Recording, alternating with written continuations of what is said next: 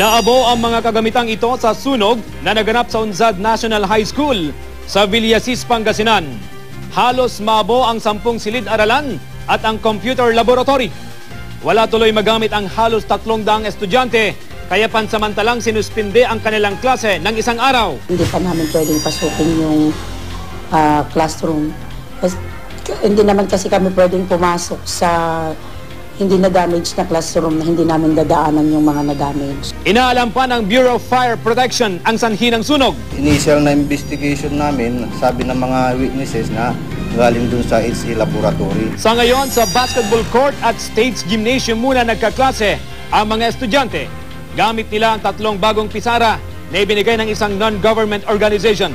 Nagsasagawa na ng rehabilitasyon ang Municipal Engineering Office sa paaralan. Umaasa naman ang mga guro na mapapalitan agad ang kanilang mga computer set na tinupok ng apoy.